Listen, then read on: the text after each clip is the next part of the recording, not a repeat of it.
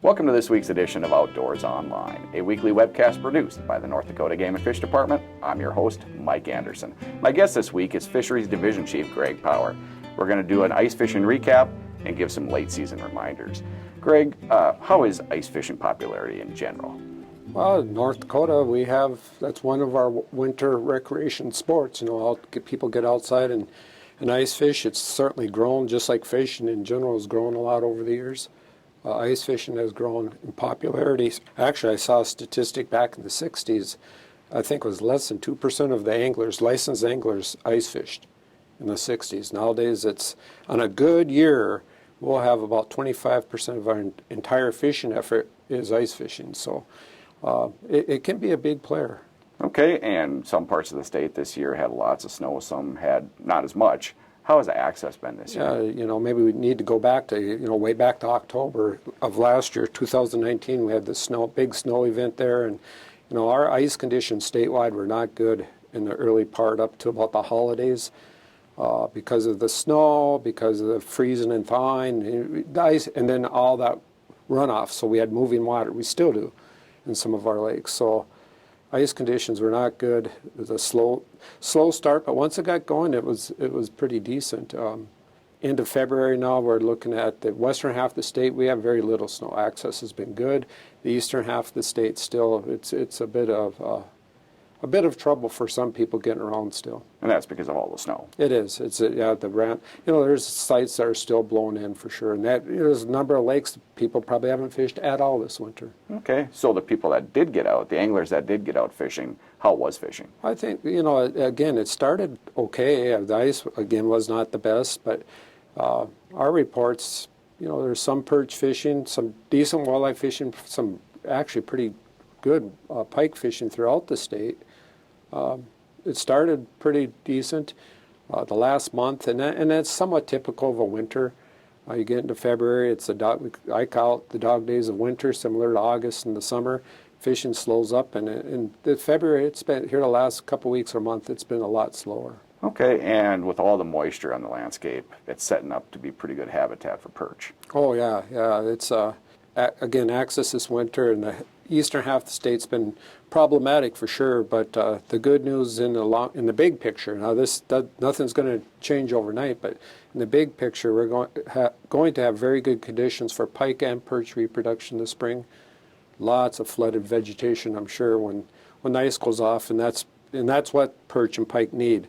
And a lot of these they're not new perch lakes anymore, but these perch lakes that their populations have dwindled, Mother Nature will take care of it. We should have some very good spawning of perch. We'll know more come next fall when we do our fall reproduction sampling, but conditions going into spring are in very good shape. At this time of year, your biologists are out doing dissolved oxygen testing. How are lakes looking? Oh, they're, maybe we should step back the last 2 winters. We had some winter kill, especially last year. We had a tough second half of the winter statewide, and we did lose, as we expected, because lake levels were declining. We were down 5-6 feet on average throughout the state in lake levels. We lost, the last 2 winters, probably 40-plus lakes. So one time we had 450-ish active fishing lakes. Now we're just over 400 because of the winter kill we had the last 2 winters.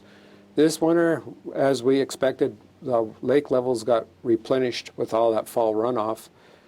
So we're doing, and plus the western half of the state, we don't have much, if any, snow on a lot of the lakes. So so far so good. The guys have not finished, but I'd say they're probably 2/3 of the way through their winter water quality runs, and we have a handful maybe of lakes right now that are in trouble, but it's far less than the last couple winters. So overall, we're in pretty good shape. Okay, season's winding down. Any late season reminders that anglers should be aware of?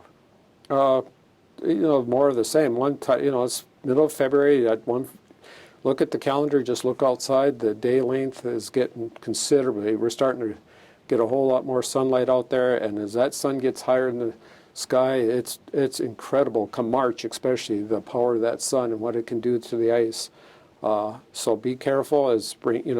Right now we're in great shape. But be careful, those pressure ridges, always be careful about pressure ridge, but especially the culverts anywhere, you're going to see water running probably on the landscape a little sooner than you do normally, and maybe a little more caution this spring than most springs when it comes to ice fishing. But walk on ice, you're going to be fine for quite a while. And then the other thing too, we say this annually, and it's a pet peeve of many people out there, is clean up after yourselves. Oftentimes ice fishermen are guilty of, out of mind, out of sight type of thing, that they just throw something behind the ice house, and the snow blows over, drifts over, and it's not there. Well, you go to some of these lakes in the spring, and it's not very pretty what's left out there. So please, pack it in, pack it out, get that litter off the lake. Okay, and March 15th is a date for dark house spearfishing closing and to have your permanent ice houses removed off the lakes. Dark house spearfishing, and this year it's been a little more quiet maybe than normal for dark house spearfishing reports I've had at least. But yeah, it continues here for a few more weeks. March 15th, the season's done. And then also you have to get the permanent ice houses off the lake the 15th of March also. However, it doesn't mean you can't keep using them, but they cannot be left unattended. You got to take them off when you're done. Take them with you. So a lot of great information, Greg. Thank you. You bet.